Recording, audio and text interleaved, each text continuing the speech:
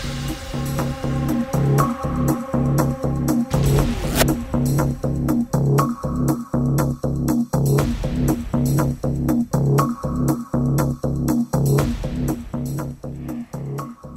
দর্শক, শুভ সকাল। সবাইকে আমন্ত্রণ জানাচ্ছি চ্যানেল 24 এর নিয়মিত আয়োজন জিসকা ফার্মাসিউটিক্যালস লিমিটেড নিবেদিত পিউলি মেডিকেল 24-এ। দর্শক, আমরা বিভিন্ন সময় বিভিন্ন ধরনের সংক্রামক রোগে আক্রান্ত হই, কিন্তু এটি ভয়াবহ আকার ধারণ করে যখন এটি রক্তে ছড়িয়ে পড়ে।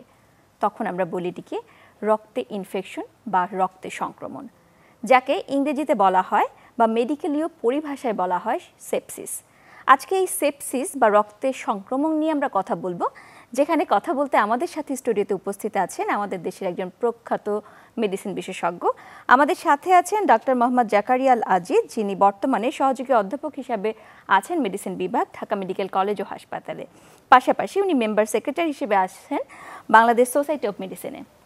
স্বাগত জানাচ্ছি আপনাকে আমাদের অনুষ্ঠানে। ধন্যবাদ। আমরা বলছিলাম আজকে কথা বলতে যাচ্ছি রক্তে ইনফেকশন।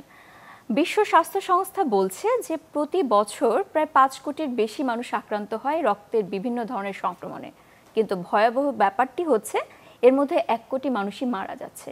এই যে এত বড় একটি ভয়াবহ ঘটনা, অথচ সাধারণ মানুষ জানেই না যে এটি হতে যাচ্ছে বা এটি হতে পারে। সেই ব্যাপারেই আজকে আমরা কথা বলতে যাচ্ছি। তো প্রথমেই জানতে চাই, এই যে রক্তে ইনফেকশন বা রক্তের সংক্রমণ, এই বিষয়টি আসলে কি? আসলে রক্তের ইনফেকশন এটা হলো যে রক্তের সংক্রমণটা আপনি বলে দিয়েছেন, এটা একটা deadly disease, medical emergency disease. এটা মানে জরুরি চিকিৎসা দরকার হয় এবং বিভিন্ন সোর্স থেকে যখন ইনফেকশন হয় সেটা যখন রক্তে ছড়িয়ে পড়বে তখন আমরা রক্তের সংক্রমণ বলবো। আচ্ছা, তো এই যে রক্তের সংক্রমণ এবং এটি এত মারাত্মক, এর পিছনে কারণটি কি? রক্তের সংক্রমণ হলে কেন এত তীব্র মাত্রা ধারণ করছে সে ব্যাপারে জানতে চাই। বা যদি আমরা এভাবে বলি যে ডাক্তারি পরিভাষায় এর নিশ্চয়ই কোনো একটা ডেফিনিশন বা একটি সংজ্ঞা আছে, সেই ব্যাপারটি একটু জানতে চাই যে কি বলা হয়। এটা রক্তের সংক্রমণ আমাদের বিভিন্ন সোর্সে আমি আগে বললাম যে ধরেন রেসপিরেটরি ট্র্যাক্ট ইনফেকশন হলো, অথবা কারো একটা বয়েল মানে অ্যাবসেস হলো, অথবা আমরা ফুরা বলি, ফুরা হলো, অথবা আমরা দেখি কমনলি যেটা যে ইউরিনারি ট্র্যাক্ট ইনফেকশন, যেটা প্রস্রাবের নালীর সংক্রমণ, এইসব এগুলো রুট, অথবা কোথাও কেটে গেল, সেখান থেকে একটা জীবাণু ইন করে এটা রক্তে প্রবেশ করবে এবং বিভিন্ন মারাত্মক রোগ ধারণ করবে, বিভিন্ন অর্গানকে ড্যামেজ করবে। এই মারাত্মকভাবে ড্যামেজ করে যেটা অর্গানকে, এইটাই মারাত্মক, একদম সেপটিক শকে চলে যাবে পেশেন্ট। মারাত্মক যেটা যে পেশেন্ট শকে চলে যাবে, এই শকের কারণে পেশেন্ট মারা যায়। এটা হলো যে প্রতি 4 জনে 1 জন মারা যাচ্ছে, আমরা যেটা জানি। এটা হলো ওয়ার্ল্ড রেকর্ড, কিন্তু আমাদের দেশে এটা আরো অনেক বেশি মারা যায় এই সেপটিক শকের কারণে। এখন আমাদের মেন যে প্রায়োরিটি হবে যে সেপটিক শকে যাতে পেশেন্ট না যায়, আমরা যেন সেটা বুঝতে পারি, এই বিষয়ে আমাদের কাজ করা উচিত বলে আমি অবশ্যই। তো আমাদের দেশের সাধারণ মানুষের কাছে সংক্রমণ বা যেটাকে বলে সংক্রমণ হচ্ছে কোনো একটা জীবাণু দিয়ে, এই ব্যাপারটি তারা বুঝে না। তারা হয়তো দেখে যে জ্বর আসলো, জ্বর আসার পরে তারা সেই ধরনের রোগীকে প্রথমেই চলে যায় যে কোনো ফার্মেসিতে গিয়ে একটা ঔষধ গ্রহণ করছে, কেউ কেউ অ্যান্টিবায়োটিক পর্যন্ত গ্রহণ করছে। কিন্তু কিভাবে বুঝবে যে তার সংক্রমণটা তীব্র মাত্রায় যেতে পারে বা যাচ্ছে? হ্যাঁ, আপনি খুব সুন্দর কোশ্চেন করেছেন। এটা আমাদের জানা খুব প্রয়োজন, কারণ আমরা সেপসিস নিয়ে যে গবেষণাগুলো চলছে আসলে আমাদের দেশে অনেক আগে থেকেই, এটা খুব অনেকগুলা খুব ক্রিটিক্যাল জিনিস ছিল সেপসিস একটা, যেহেতু এটা নিয়ে সারা বিশ্ব সিম্পলি সংজ্ঞায়িত করার জন্য আসলে অনেক টাইম ব্যয় করেছে, প্রায় 24 বছর। 1992 সালে যখন বিভিন্ন সোসাইটিস, আমাদের দেশের না, আমেরিকান, ইউরোপ সোসাইটিসগুলা সিম্পলভাবে প্রেজেন্ট করার জন্য তারা কাজ করে যাচ্ছে 1992 সাল থেকে। একটা সংজ্ঞা নির্ধারণ করার জন্য, শুধু যে আমি সেপসিসকে কিভাবে সহজ ভাষায় প্রকাশ করব বা এটা মারাত্মক কেমন। আমরা মানুষ সাধারণত এখনো সেপ্টিসিমিয়াই জানি, সেপসিস বলতে জানি এটা সেপ্টিসিমিয়া, অ্যাকচুয়ালি তা নয়। তারপর এখান থেকে আসলো সার্স বলি আমরা। সার্স হলো, এটা বাংলা নেই আসলে, systemic inflammatory response syndrome, sepsis, very severe sepsis, septic shock, multi organ failure, এতগুলো টার্ম নিয়ে ওনারা কাজ করেছেন। অনেকদিন দীর্ঘদিন কাজ করার পর 1916 সালে সেপসিস 3 নামে একটা সিম্পল সংজ্ঞায়িত করেছেন ওনারা। আমরা সেটার দিকে যাই। সেটা হলো যে আমাদের কিছু জিনিস মনে রাখতে হবে। একটা জ্বরের রোগী মানে আমরা মনে করি ইনফেকশনের প্রথম লক্ষণ হলো জ্বর, জ্বর থেকে সে মারাত্মক রূপ ধারণ করে। এখন কখন আমরা বুঝবো রোগটা মারাত্মক রূপ ধারণ করছে, সেটা আমাদের বোঝা উচিত। সেটা বোঝার জন্য all societies of the world তারা মিলে এই সংজ্ঞাটা নির্ধারণ করেছেন। সেটা হলো যে একটি স্কোরিং সিস্টেম করেছেন ওনারা, একটা টুলস বলি, মানে আমরা অনেকটা এই জিনিসটার দিকে এই টুলস ব্যবহার করে আমরা বুঝতে পারবো সে মারাত্মকের দিকে যাচ্ছে কিনা, মানে তার কিছু লক্ষণ দেখে আমরা বুঝতে পারবো, মাধ্যমে আমরা বুঝতে পারবো যে এটা মারাত্মক রোগ, সেপটিক শকে যাচ্ছে কিনা রোগীটা। সেটা হলো খুবই সিম্পল করেছেন ওনারা। এটা আমরা যদি মেডিকেল ভাষায় বলি, এটা কুইক সুফা বলে। কুইক সুফা, সুফা মানে হলো সিকোয়েন্সিয়াল অর্গান ফেইলিউর অ্যাসেসমেন্ট।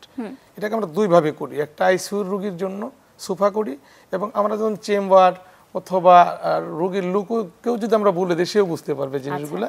সেটাই এখানে বলা হচ্ছে সিম্পলি, আমরা ওয়ার্ডে অথবা বাসায় বুঝতে পারবো। সেটা কি যে একটা রোগীর জ্বর নিয়ে আসলেন, আসার পরে সে যদি তার শ্বাসকষ্ট দেখা দেয়, এক নম্বর শ্বাসকষ্ট দেখা দেয়, আমরা শ্বাসকষ্ট সবাই গুনতে পারি আসলে সিম্পলি। এটা যদি 22-এর বেশি চলে যায় শ্বাসকষ্ট করে, রেসপিরেটরি রেট যেটা কাউন্ট করি, এটা যে কেউ করতে পারবেন আপনারা, এবং লোকাল ডক্টররাও করতে পারবেন। আরেকটা বিষয় যে আমরা তখন প্রেশারও মাপতে পারি প্রায় অনেকেই, এবং রোগী যদি প্রেশার মাপতে হবে রোগীর, আরেকটা আমাদের হচ্ছে মেন্টালি মানে অল্টারনেস হয়ে গেছে কিনা, কনসাসনেসের কোনো সমস্যা আছে কিনা, সেটা আমরা ডক্টররা সাধারণত জিসিএস দিয়ে মেজার করি।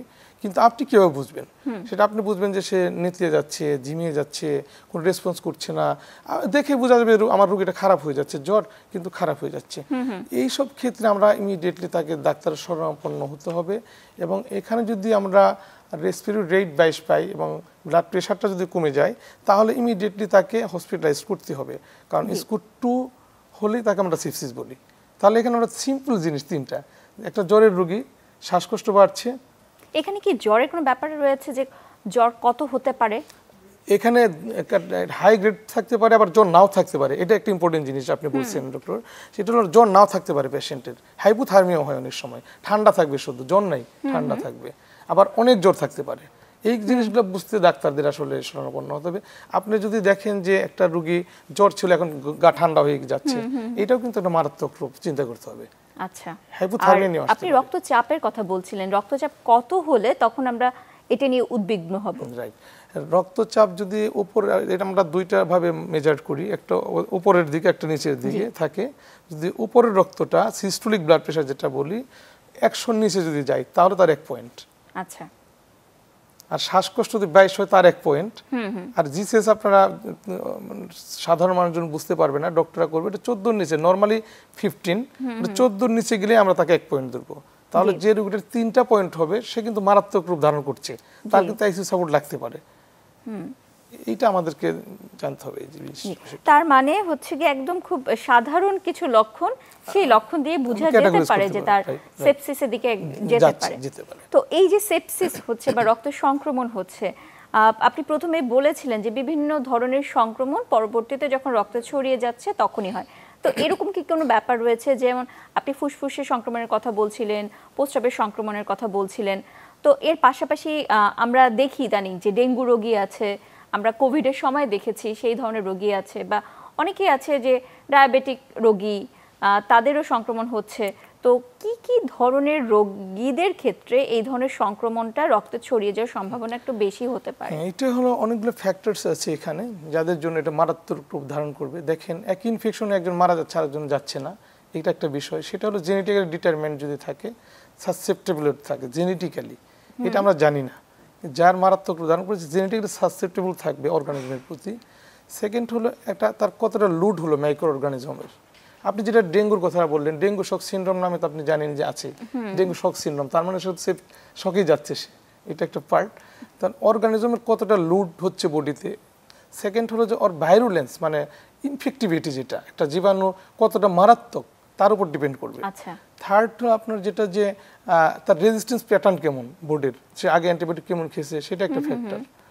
ঠিক আছে, আরেকটা হলো যে পেশেন্টের কন্ডিশনস, সে কোন কন্ডিশন আছে। যদি কোনো ইমিউনো কম্প্রোমাইজ থাকে, যেমন আপনি বললেন ডায়াবেটিক যেটা একটা আছে, ইমিউনো কম্প্রোমাইজ হলো ড্রাগ যদি উনি খান, অথবা ম্যাল নিউট্রিশন যদি থাকে, এই দুজ আর দ্য ফ্যাক্টরস। এইসব ফ্যাক্টরসগুলো সেপসিসের ক্ষেত্রে খুব ভূমিকা রাখে মারাত্মক আকার ধারণ করার জন্য।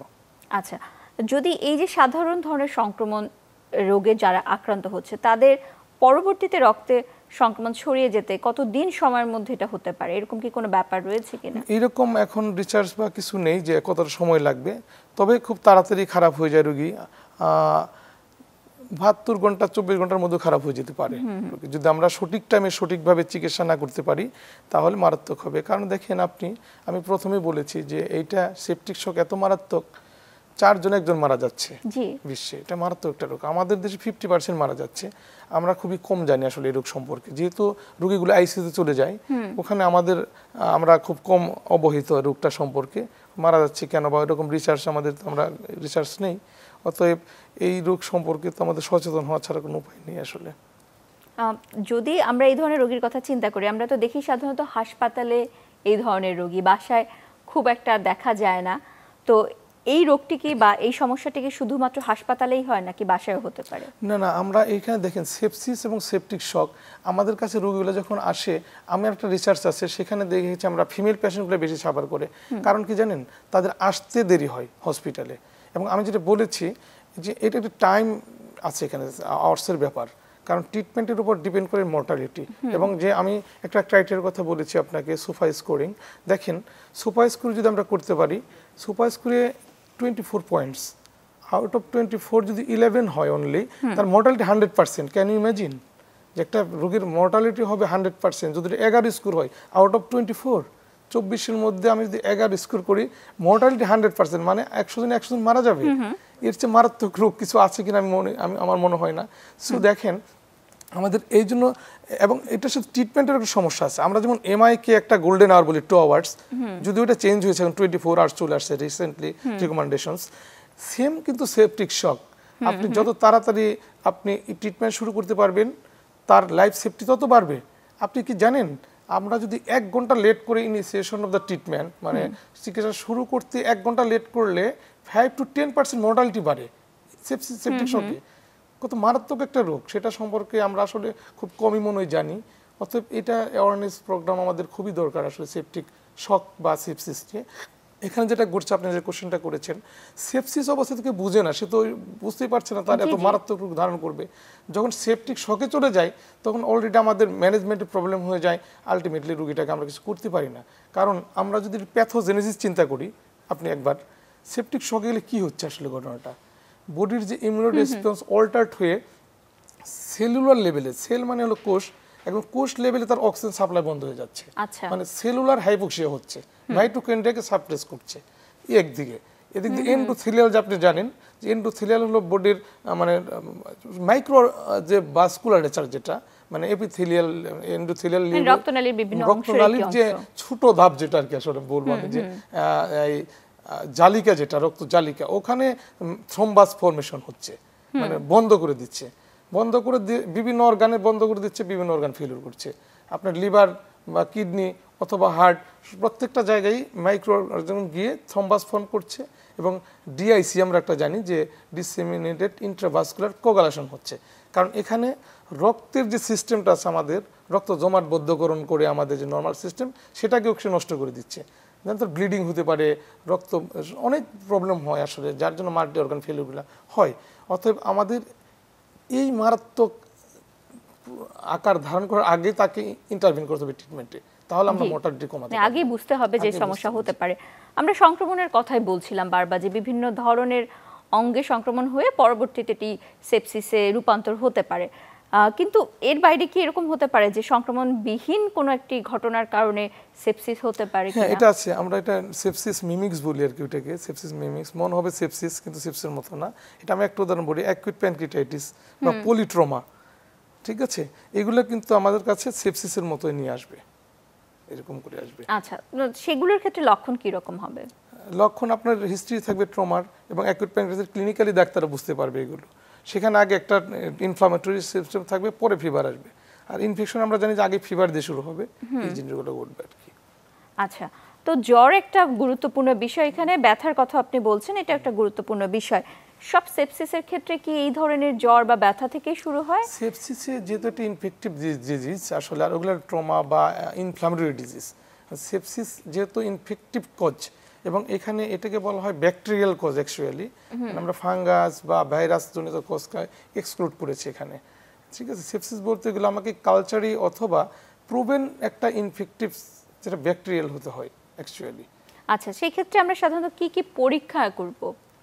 এখানে হ্যাঁ আমাদের মানে অনেক পরীক্ষা করা যায়। আমি যে হুল বলি সংক্ষিপ্তভাবে, ম্যানেজমেন্টের ব্যাপারে আমাদের সেপসিস 6 নামে একটা আছে। আসলে অনেক বললাম তো, অনেক দিন যাবৎ কাজ হচ্ছে, সেগুলো একটা সিম্পল ওয়েতে আমাদের কাছে প্রেজেন্ট করতে 24 বছর লেগেছে। এটা সেপসিস সার্ভাইভিং সেপসিস গাইডলাইন যেটা ছিল ক্যাম্পেইন 2012-তে, সেখানে আমি বলছি 32টা ভ্যারিয়েবল ছিল। এই মানে ম্যানেজমেন্টের বিশাল একটা মানে অনেক জটিল একটা বিষয় ছিল। এটা সিম্পলি ওয়েতে এখন প্রেজেন্ট করা হয়েছে আমাদের কাছে। সেটা হলো যে সেপসিস 6 বলি আমরা। এই সেপসিস 6 এর মানে আমাদের মেইনলি 3টা জিনিস আমাদের করতে হবে। আর্লি তাকে অক্সিজেন দেওয়া, হাই ভলিউম অক্সিজেন, তাকে ফ্লুইড দেওয়া সেপটিক শকের জন্য, ফ্লুইড ক্রিস্টালয়েড ফ্লুইড দেওয়া, এবং একটা ওই দেশের পার্সপেক্টিভে ওই local perspective empirical antibiotic, broad spectrum antibiotic, যেটা অল অর্গানিজমকে কাভার দিবে। এই জিনিসটা আমাদের ইম্পর্টেন্ট। সাথে সাথে তখন তাকে যেটা করতে হয়, আপনাকে ব্লাড কালচারে পাঠাতে হবে এবং একটা ব্লাড ল্যাকটেট করতে হবে, সাথে সিবিসি প্যানেলটা করতে হবে, এবং এই দুটো টেস্ট মেনলি আর কি, সাথে অ্যাসোসিয়েটস যা আছে এগুলো আমাদের করতে হবে। জি, তো আপনি বলছেন তার মানে হচ্ছে কি একই সাথে চিকিৎসা এবং ইনভেস্টিগেশন বা পরীক্ষাগুলো চলতে হবে। তো আমরা যে সিবিসির কথা সবাই জানি, যে এমনকি এখন আমাদের দেশে তো একটি ধরন হয়ে গিয়েছে যে অনেকে নিজে থেকে একটা সিবিসি করে, যে জ্বর হলো আগে আমি নিজে থেকে দেখি কি অবস্থা, তারপরে ডাক্তারের কাছে চলে যাচ্ছে। তো সাধারণত সিবিসি বা যদি কমপ্লিট ব্লাড কাউন্ট, এর মধ্যে কি ধরনের চিত্র দেখা যেতে পারে সেটা একটু জানতে চাই। সিবিসিতে আপনার যেটা হয়, এটা টোটাল কাউন্ট অনেক বাড়তেও পারে আবার কমতেও পারে। ঠিক আছে, টোটাল কাউন্ট 20,000 15,000 এরকম হয়ে যেতে পারে নর্মালের চেয়ে, আবার কমে যেতে পারে 4,000 নিচেও চলে যেতে পারে নর্মাল রেঞ্জ। দুইটাই ক্রাইটেরিয়ার মধ্যে আছে।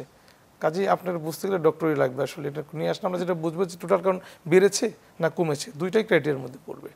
আচ্ছা, তার মানে শুধুমাত্র টেস্টই করে যদি তার চোখে যেটা বলা হয় সেটি দেখে বাসায় বসে থাকলেই হবে না।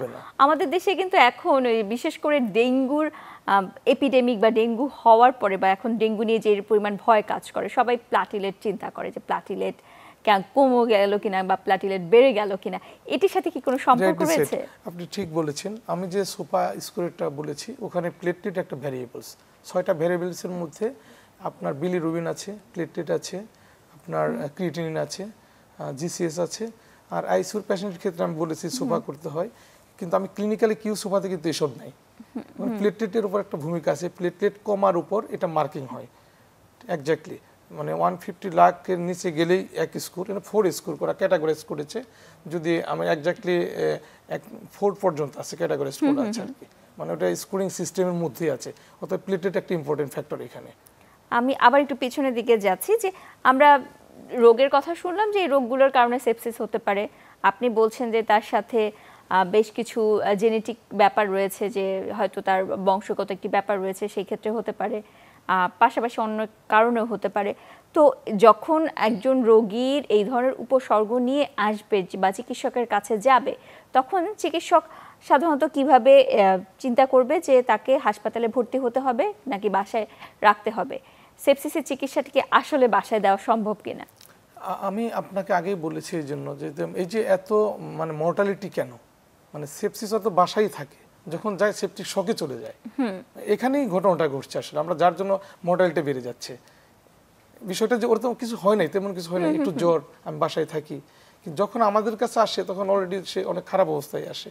এই জন্য এটা বাসায় মানে একজন ডাক্তারের শরণাপন্ন হওয়া উচিত। যদি আমি কিউ সোফা যেটা বলেছি যে তার শ্বাসকষ্ট অথবা সে মানসিকভাবে মেন্টাল চেঞ্জ হয়ে যায়, একটু ঝিমিয়ে যাচ্ছে বা দেখে বোঝা যাচ্ছে খারাপ হয়ে যাচ্ছে, এইটা হলে তখন বাসায় রাখা যাবে না, অ্যাকচুয়ালি রাখা উচিতই না, উচিত হবে না বাসায়। এবং চিকিৎসার ক্ষেত্রে কি তাকে সাধারণ হাসপাতাল বেডে রাখা যাবে নাকি তাকে সবসময় আইসিইউর মধ্যে রাখতে হবে? এটা আমি কিউ সোফা যদি মেনটেন করে আমরা যদি সেপটিক শকে না যাই, তার আগ পর্যন্ত আমরা অবশ্যই জেনারেল ওয়ার্ডে রাখতে পারবো। কিন্তু পেশেন্ট যখন সেপটিক শকে যাবে, সেপটিক শকটা কাকে বলছে আমার যদি সেপসিস হয়, ইনফেকশন আছে, রেসপিরেটরি রেট বেশি, সাথে তার বিপি কমে গিয়েছে, আমি তাকে স্যালাইন দিচ্ছি, ক্রিস্টালয়েড ফ্লুইড দিচ্ছি, রিসার্চ যেটা করলাম, তারপরে আমি তার ব্লাড প্রেশার নর্মাল করতে পারছি না, সেক্ষেত্রে আমার ব্লাড প্রেশার রক্ষার জন্য যদি কোনো ওষুধ লাগে, ভ্যাসোপ্রেসর বলি আমরা, এই ওষুধ যখন লাগবে আপনি বুঝবেন সে সেপটিক, এবং ল্যাকটেটটা যদি বেশি থাকে সেপটিক শকে চলে গেছে।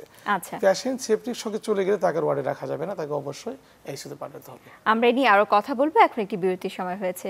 প্রিয় দর্শক, জিসকা ফার্মাসিউটিক্যালস লিমিটেড নিবেদিত পিউলি মেডিকেল 24 এ যাচ্ছে একটা ছোট্ট বিরতিতে। ফিরবো একটু পরেই, সাথেই থাকুন।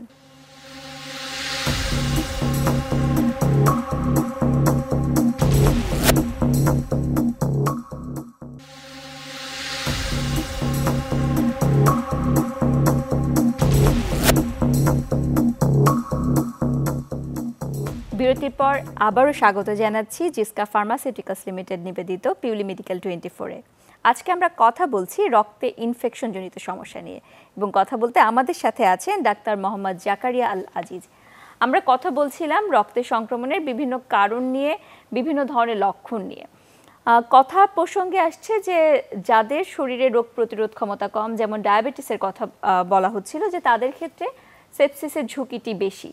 তো একটু জানতে চাই যে তাদের ক্ষেত্রে কোন অবস্থায় থাকলে বা ডায়াবেটিসের কন্ট্রোলের সাথে কি সম্পর্ক রয়েছে? হ্যাঁ, ডায়াবেটিস কন্ট্রোলের সাথে তো সবই, আপনি মেটাবলিক একটা চেঞ্জ হয় যেহেতু ডায়াবেটিসে, এবং গ্লুকোজের একটা ব্যাপার আছে, এটা সেলুলার লেভেলে যে চেঞ্জগুলো ঘটে, আমরা যদি গ্লুকোজ লেভেল কন্ট্রোল না করি তাহলে আরও বেশিভাবে সেটা ঘটে আর কি, সেলুলার হাইপোক্সিয়াটা হয়ে যায়। এই জন্য তাদের ইমিউনো কম্প্রোমাইজ যেহেতু পেশেন্টটা থাকে, সেক্ষেত্রে আমার যে ইনফ্লামেটরি যে চেঞ্জটা তাদের ক্ষেত্রে আরও মারাত্মক রূপ ধারণ করে অ্যাকচুয়ালি, যে অল্টার্ড ইমিউনো রেসপন্স যেটা আমি বলতেছিলাম, যে স্বাভাবিক যে রেসপন্সটা করার কথা পেশেন্টের, একজন হেলদি পেশেন্টের, ইমিউনো কম্প্রোমাইজ যারা, তাদের ক্ষেত্রে এটা ঘটে না। এখানে প্যাথোজেনেসিস যেটা হয়, মাইক্রোফেজ অথবা নিউট্রোফিল, তারা অ্যাবনর্মালি রিয়াক্ট করে এখানে, বা সাইটোকিনসের যে ব্যাপারটা আছে, মানে আমরা বার্তাবাহক বলতে পারি, যারা এই আমাদের বডি ডিফেন্সিভ মেকানিজমটা নর্মাল ওয়েতে কাজ করতে পারে না, যেহেতু ইমিউনো কম্প্রোমাইজড, এটা আরও অ্যাবনর্মালি কাজ করে, যার জন্য আমাদের ক্ষেত্রে আরও মারাত্মক রূপ ধারণ করে। আচ্ছা, ডায়াবেটিসের পাশাপাশি আর কি কি সমস্যার কারণে বা কারা বেশি ঝুঁকিতে যেতে পারে? শুরুতে বলেছিলাম আপনারা যারা ইমিউনো কম্প্রোমাইজ ড্রাগ নিয়ে থাকেন, যেমন সাইটোটক্সিক ড্রাগ, ক্যান্সারের রোগী যারা আছেন, হেমাটোলজিক্যাল ম্যালিগনেন্সি তো আছেই, সাথে ধরেন লাং ক্যান্সার, ব্লাড ক্যান্সার, যে কোনো একটা ক্যান্সার রোগীর ক্ষেত্রে এটা ঘটতে পারে, এবং রিউমাটয়েড আর্থ্রাইটিস পেশেন্ট যারা, বিভিন্ন বাতের রোগী যারা আছে, তারা যেসব ডিজিজ মডিফাইং ড্রাগস নিচ্ছেন, রিটুক্সিমাইব অথবা মিথোট্রেক্সেট অথবা সালফাসালাজিন, এসব কমন ড্রাগস, ওনাদের ক্ষেত্রেও এই ইমিউনো কম্প্রোমাইজ ড্রাগ যেহেতু ইমিউনিটিকে যেহেতু হ্যাম্পার করছে, অথবা ওনাদের ক্ষেত্রে ইনফেকশন হলে এটা মারাত্মক রূপ ধারণ করবে বা করে বেশি আর কি। আমরা দেখি যে আমাদের দেশে তো এখন একটা প্রবণতা রয়েছে, যখন কেউ অসুস্থ হয় তাকে হাসপাতালে ভর্তি করলেও তার সাথে কিন্তু অনেক লোকজন যাচ্ছে, এবং আমরা এই কথাটি ইদানিং খুব বেশি শুনি যে হাসপাতাল থেকেই কিছু সংক্রমণ ছড়াতে পারে। এই হাসপাতাল থেকে সংক্রমণের সাথে কি সেপসিসের কোনো সম্পর্ক রয়েছে? হ্যাঁ, এটা গুড কোশ্চেন। দেখেন, আমাদের হসপিটালগুলোর যে ম্যানেজমেন্ট ব্যবস্থা, এটা তো অবশ্যই আছে। আমরা হসপিটাল অ্যাকোয়ার্ড ইনফেকশন বলে একটা টার্ম আছে, আপনি জানেন, এবং এটা আরও মারাত্মক। এবং রিসেন্টলি আমরা ঢাকা মেডিকেল কলেজে দেখতে পাচ্ছি আমাদের অনেকগুলো পেশেন্ট আছে যাদের ক্লেপশিলা নামে একটা জীবাণু, আর আমি যে রিসার্চটা করেছিলাম আইসিইউতে, ওটা অ্যান্টিরোব্যাকটেরিয়াস একটা জীবাণু ছিল, যেগুলো মারাত্মক ড্রাগ রেজিস্ট্যান্ট জীবাণু, এবং এরা খুব মারাত্মক জীবাণু। এই সব জীবাণু দ্বারা যখন রক্ত ইনফেকশন হয়, এবং হসপিটাল অ্যাকোয়ার্ড জীবাণুটা তো আরও বেশি রেজিস্ট্যান্ট থাকে, এটা জানেন আপনি। অতএব আমাদের তো এই দিকের এই বিষয়টা সচেতন থাকতেই হবে, যাতে হসপিটাল অ্যাকোয়ার্ড ইনফেকশন প্রিভেন্ট করা যায়। AIPC যেটা আছে, ইনফেকশন প্রিভেনশন কন্ট্রোল, এই সম্পর্কে আমরা অবহিত আছি, কিন্তু অ্যাপ্লাই আসলে খুব কম হয়। জি, আমাদের সাধারণ দর্শক কিন্তু এখন এই ব্যাপারগুলো বুঝেই না এই ইনফেকশন কিভাবে তাকে কন্ট্রোল করতে হবে, সেই ব্যাপারগুলো একটু জানতে চাই। কাজ হচ্ছে আসলে আমাদের হ্যান্ড ওয়াশিং একটা ডে আছে, আর ইনফেকশন কন্ট্রোল নিয়ে আমাদের বিভিন্ন সিম্পোজিয়াম এগুলো করা উচিত। আমি একটা বলেছিলাম আপনাকে, এখানে অ্যান্টিমাইক্রোবিয়াল রেজিস্ট্যান্ট একটা ফ্যাক্টর আছে, যে যখন রেজিস্ট্যান্ট জীবাণু দ্বারা হয় তখন ওর মারাত্মক আরও বেশি হয়, একটা ফ্যাক্টর বলেছিলাম আমি আগেই। অতএব যে বিষয়টা আপনি নিয়ে আসছেন, অ্যান্টিমাইক্রোবিয়াল রেজিস্ট্যান্ট এখন বিশ্বের মাথা ব্যথা হয়ে দাঁড়িয়েছে। আসলে আমরা আমাদের দেশে যেভাবে আমরা যত্রতত্র অ্যান্টিবায়োটিক ইউজ করছি, এটা তো একটা ইমপ্লিকেশন আছে সেপসিসের উপরে। আপনি যেটা বলেন হসপিটাল, মানে আইপিসি যেটা ইনফেকশন প্রিভেনশন কন্ট্রোলকে, এটা আরও সচেতনভাবে মানুষকে জানানো খুবই দরকার, to prevent sepsis or infection. এটা আমাদের করতেই হবে, এই বিষয়ে অনেক কাজ করার আছে আমাদের। মানে একটা বিষয় যেমন আমাদের হয় হ্যান্ড ওয়াশিংটা, আমরা দেখবেন যে বিভিন্ন স্কুল প্রোগ্রাম এটা ইনকর্পোরেট করেছে, আমরা কীভাবে হ্যান্ড ওয়াশ করবো।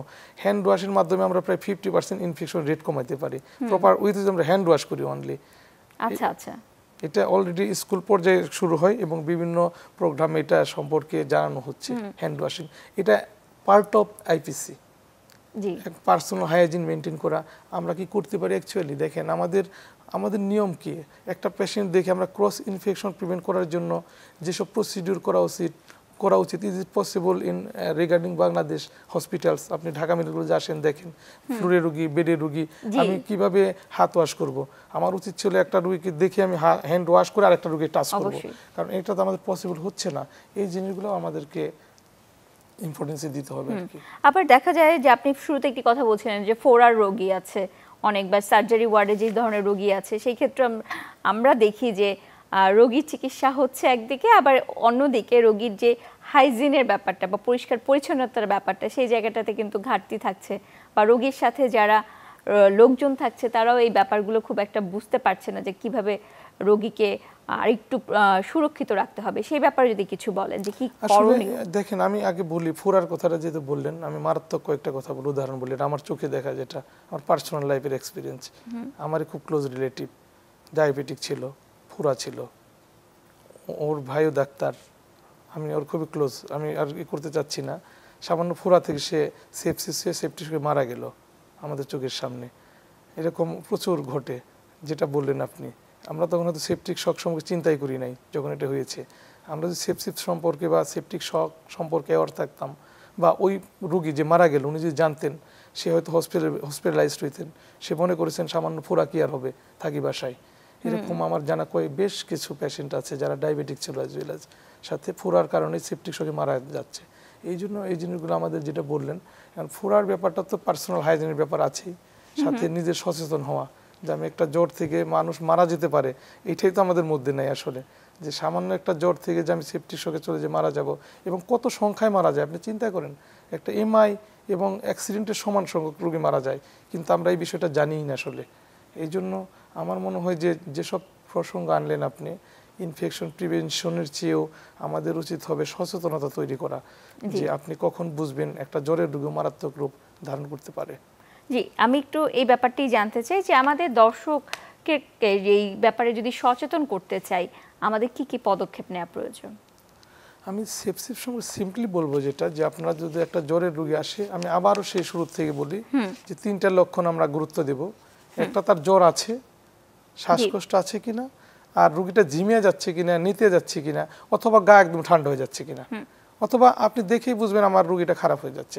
এই অনেক কথা বলার আছে, লক্ষণ আছে। আসলে লক্ষণটা ডিপেন্ড করে দেখেন সোর্সের উপরে, এবং সোর্স কন্ট্রোল একটা ইম্পর্টেন্ট ট্রিটমেন্টের পার্ট। আমি সোর্স কন্ট্রোল না করলে তো আমি সেপসিসকে কন্ট্রোল করতে পারবো না। ইন দ্যাট কেস আপনি কি করবেন? আমি এই লক্ষণ সিম্পলভাবে তো আমি বলেছি, দেখেন কত বছর লেগেছে সিম্পল ওয়েতে আনার জন্য। এখন আমি সিম্পল ওয়েতে বলতে পারছি, একটা জ্বরের রোগী আপনি দেখবেন শ্বাসকষ্ট হয় কিনা, নিতে যাচ্ছে কিনা, অথবা সে খারাপ হয়ে যাচ্ছে কিনা। আমি দেখি তো বুঝি যে এই রোগীটা আমার তো খারাপ হয়ে যাচ্ছে। আপনি জাস্ট সিম্পল ডাক্তার কাছে যান, নিকটস্থ হসপিটাল কাছে যান, একদম রেজিস্টার্ড ডাক্তারকে দেখান, সে বাকিটা করে ফেলবে। জি, অবশ্যই বারবার কথা ক্ষেত্রে যেটাই আমরা বুঝতে পারছি তা হচ্ছে এই ক্ষেত্রে রোগীর এবং রোগীর স্বজনদের সচেতনতার অত্যাধিক বেশি গুরুত্ব রয়েছে। আমরা গুরুত্বের কথা যখন বলি বা রোগের সচেতনতার কথা বলি, আমরা বারবার বলি যে ভ্যাকসিন বা টিকার কথা। এই ক্ষেত্রে কি কোনো প্রতিরোধমূলক ব্যবস্থা গ্রহণ প্রয়োজন বা কোনো ধরনের ব্যবস্থা রয়েছে কিনা? না, এটা যেহেতু আমরা বলেছি যে ব্যাকটেরিয়াল জনিত কজ, ব্যাকটেরিয়ার বিরুদ্ধে কোনো ভ্যাকসিন তৈরি হয়নি, আপনি দিতে পারবেন না। ভাইরাসের বিরুদ্ধে হয়তো ভ্যাকসিন আছে, ভ্যাকসিনের কোনো রোল এখানে নেই, ভ্যাকসিন দেওয়ার কোনো স্কোপই নেই এখানে। মেনলি ট্রিটমেন্ট অ্যান্টিবায়োটিক্স এবং অর্গানিজমটাকে আইসোলেটেড করে তার এগেনস্টে according to culture and sensitivity কোন অ্যান্টিবায়োটিক আমরা দেবো সেটা আমাদের করতে হবে। এবং আমাদের দেশে মারাত্মক আকারভাবে মানে অ্যান্টিমাইক্রোবিয়াল রেজিস্ট্যান্ট গ্রো করেছে, এইটাই আমাদের আরও চিন্তার বিষয়। সেই ব্যাপারটি একটু জানতে চাই যে অ্যান্টিমাইক্রোবিয়াল রেজিস্ট্যান্স কথাটি আমরা ইদানিং খুব বেশি শুনছি, যে এই ব্যাপারটি আসলে কি? এটা হলো দেখেন আমাদের দেশ আসলে কি বলবো, আমরা যত অ্যান্টিবায়োটিক তো খাইতে আমাদের আমরা যারা খাচ্ছি রোগের ইচ্ছা মতোই তো খাচ্ছি। আর আমাদের কাছে এমনও পেশেন্ট আছে স্যার আজকে অ্যাজিথ্রোমাইসিন খেয়েছি, কালকে সিপ্রো খেয়েছি, 3 দিনে 3টা অ্যান্টিবায়োটিক খেয়ে আসতেছে, সাথে মেট্রো খাচ্ছেন, ইচ্ছা মতো খাচ্ছে, তার মতো করেই খাচ্ছে। তো এইটা একটা বিষয়। এটা শুধু একটা ফ্যাক্টর না, আসলে অনেকগুলো ফ্যাক্টরস নিয়ে এখানে কাজ আছে।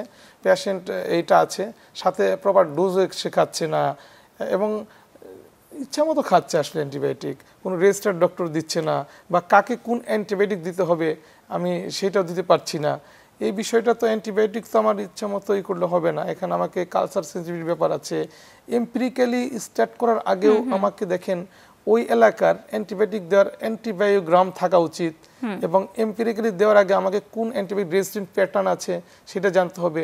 রেজিস্ট্যান্ট কিভাবে হয়, একটা তো ম্যানমেড ফ্যাক্টরস, প্যাশন ফ্যাক্টর বললেন, আর একটা ব্যাকটেরিয়ার নিজেরই ফ্যাক্টর আছে, কিন্তু সে নিজেই চেঞ্জ করে ফেলে, প্লাজমিড মেডিয়েটেড যে রেজিস্ট্যান্ট। এখন যে অর্গানিজম রেজিস্ট্যান্ট অর্গানিজম দ্বারা আমি যখন ইনফেক্টেড হব, তখন তো আমার ওই অ্যান্টিবায়োটিক এমনিও কাজ করবে না। আপনি যদি মনে করেন যে আমি তো অ্যান্টিবায়োটিক খাইনি, আমার তো হবে না রেজিস্ট্যান্ট, নো। অ্যান্টিবায়োটিক যে আপনার যে ক্লোজ যারা, তাদের যে রেজিস্ট্যান্ট জীবাণুটা হলো, ওই জীবাণু আপনাকে আক্রান্ত করতে পারে, তখন তো আপনিও সেই রেজিস্ট্যান্ট ক্যাটাগরিতে পড়ে যাবেন। অতএব অ্যান্টিবায়োগ্রাম ঠিক করা এবং অ্যান্টিমাইক্রোবিয়াল রেজিস্ট্যান্ট সম্পর্কে অ্যাওয়ারনেস তৈরি করা আরও বেশি ইম্পর্টেন্ট। এবং আমাদের দেশ একমাত্র দেশ যেখানে ইচ্ছা করলে অ্যান্টিবায়োটিক কিনতে পাওয়া যায়। এটা তো আসলে আমাদের বিষয় না, এটা জনস্বার্থের জন্য, এটা অর্গানাইজেশনাল গভর্নমেন্টাল প্ল্যান হওয়া উচিত, যে আমরা যখন তখন অ্যান্টিবায়োটিক খাইতে পারবো কিনা। এটা খুব ইম্পর্টেন্ট। আমাদের যদি সেপসিস বা সেপটিক শককে রোধ করতে চাই, যত্রতত্র অ্যান্টিবায়োটিকের যে বিষয়টা আছে, এই বিষয়ে খুব গুরুত্ব দেওয়া উচিত বলে আমি মনে করি। আমরা দেখি যে বিশেষ করে যারা শিশু রয়েছে এবং যারা বৃদ্ধ রয়েছে, তাদের ক্ষেত্রেই রোগের সংক্রমণজনিত যে সমস্যাগুলো এগুলো বেশি হয়। বাচ্চাদের ক্ষেত্রে যখন হয় তখন কি করণীয় বলে আপনি মনে করেন? আসলে আমি তো বাচ্চাদের নিয়ে কাজ করি, ইন্টারনাল মেডিসিনে আছি আমি। এটা বাচ্চাদের সেপসিস অন্যভাবে ক্যারেক্টারিস্ট করা আছে, এটা মানে পেডিয়াট্রিশিয়ানরা ভালো বলতে পারবেন, তবে ওদেরও বেশ একটা সংখ্যা কি হয়। এলএলডির ক্ষেত্রে আমরা রিসেন্টলি এটা একটা আলাদা সাবজেক্ট হিসেবে আমরা কাজ করছি, জিরেটিক মেডিসিন। এটা আমি দেখি আমার আন্ডারে ঢাকা মেডিকেল কলেজে। তো ওনাদের তো যেহেতু এটা আপনার মানে প্রাকৃতিক নিয়মে তার ইমিউনিটি কমে যায় শরীরে, অতএব ওনাদের মারাত্মক রূপটা আরো বেশি হয়, ওনাদের ক্ষেত্রে আরো কেয়ারফুল হওয়া উচিত। তাদের ক্ষেত্রে তাদের স্বজনদের কি কি দায়িত্ব পালন করা উচিত যেন তাদের ক্ষেত্রে এই ধরনের জটিল অবস্থার দিকে না যায়? এটা আপনি যেটা বললেন, আসলে দেখেন আমাদের দেশে মোস্ট নেগলেক্টেড পেশেন্ট হলো জিরিয়াট্রিক্সরা। ঠিক আছে, দেখেন একটা পেশেন্ট, বাচ্চা যে শিশু, তাকে আমরা কেয়ারফুলি খুব তাড়াতাড়ি হসপিটাল নিয়ে যাই, আর যে বৃদ্ধ ঘরে পড়ে আছে তো মারাই যাবে, থাক না দেখি পরে নিয়ে যাব, কে নিয়ে যাবে, দেখার কি আছে। এটা তো আর একটা ইস্যুস, এটা নিয়ে আলাদাভাবে কথা বলতে হবে। যেহেতু জিরিয়াট্রিক্সের বিষয়টা এসছে, আমরা এটা নিয়ে আলাদাভাবে প্রোগ্রামই করা যাবে, যে ওনাদের যে অবহেলা, নেগলেক্টেড পেশেন্ট মোস্ট, অতএব ওনাদের আসলে কি বলবো, ওনাদের তো নেগলিজেন্স আছেই। এইটা তো একটা কারণ, মোস্ট ইম্পর্টেন্ট কারণ। আমি শুরু থেকে বলতেছিলাম যে early identification, early treatment, initiation is the most important part to prevent septic shock as well as the mortality. আচ্ছা, তো তাদের ক্ষেত্রে অবশ্যই আরো বেশি সতর্ক থাকা উচিত, অনেক বেশি কেয়ারফুল হওয়া উচিত। এবং তাদের ক্ষেত্রে তো লক্ষণগুলো তারা সাধারণত বলতেও পারে না, দেখা যাবে হ্যাঁ বলতেও পারবে না, উনি তো হাইপোথার্মিয়াতে চলে আসবে, উনি তো এমনিই থাকবে, দেখা যাবে তার জ্বর নাই, হাইপোথার্মিক। মানুষ তো বুঝেই না যে জ্বর ছাড়া জ্বর আবার কিভাবে ইনফেকশন হবে, তার তো জ্বরই নাই। কিন্তু এটা যে আপনার হাইপোথার্মিয়া হতে পারে, সেটা তো আমরা অনেকেই জানি না, যে না জ্বর ছাড়াও ইনফেকশন হতে পারে। জি অবশ্যই। কথা বলতে বলতে অনুষ্ঠানে একদম শেষ পর্যায়ে চলে এসেছি। বিদায়ের আগে আমাদের দর্শকের উদ্দেশ্যে আজকে যে বিষয় নিয়ে আমরা কথা বলছি, রক্তে ইনফেকশন জনিত সমস্যা, সেই বিষয় নিয়ে আপনার মূল্যবান পরামর্শগুলো একটু সংক্ষেপে শুনে নিতে চাই। অ্যাকচুয়ালি যে আমরা ইনফেকশনের একটা বহিঃপ্রকাশ পাই হলো জ্বরের মাধ্যমে। যখন একটা রোগীর জ্বর আসে, আমরা বুঝতে তার ইনফেকশন আছে। এটা হতে পারে ভাইরাল, ব্যাকটেরিয়াল, ফাঙ্গাল, কিন্তু সেপসিস হয় সাধারণত ব্যাকটেরিয়াল জনিত কারণে। আর রোগের যে 3টা লক্ষণ আমি বলেছি, আপনারা সবাই যারা, এটা ঘরে বসেই চেনা যাবে যে একজন জ্বরের রোগী যদি কখনো শ্বাসকষ্ট হয়, সে যদি ঝিমিয়ে যায়, নেতিয়ে যায়, খাওয়া দাওয়া বন্ধ করে, কোনো রেসপন্স না করে, অথবা আপনি বুঝতে পারছেন আমার রোগীটা খারাপ হয়ে যাচ্ছে, ইমিডিয়েটলি আপনারা তাড়াতাড়ি তাকে নিকটস্থ একটা হসপিটাল অথবা একজন রেজিস্টার্ড ডাক্তারের শরণাপন্ন হবেন, যিনি তাকে আইডেন্টিফাই করতে পারবেন রোগীটা খারাপে মারাত্মক সংক্রমণের দিকে যাচ্ছে কিনা। কারণ আমরা যদি তাড়াতাড়ি তাকে চিকিৎসা দিতে পারি, চিকিৎসার অনেক ক্যাটাগরি আছে যেটা জায়গা দরকার, তাহলে তার মৃত্যুর হার কমানো যাবে। অতএব আমাদের সচেতনতা বেশি দরকার এই সেপসিস সম্পর্কে বলে আমি মনে করি। আপনাকে অসংখ্য ধন্যবাদ আপনার মূল্যবান সময় থেকে আজকে আমাদেরকে সময় দেওয়ার জন্য। আপনাকেও ধন্যবাদ। প্রিয় দর্শক, আজকে এখানেই শেষ করতে হচ্ছে। ভালো থাকুন, সুস্থ থাকুন এবং অবশ্যই সচেতন থাকুন।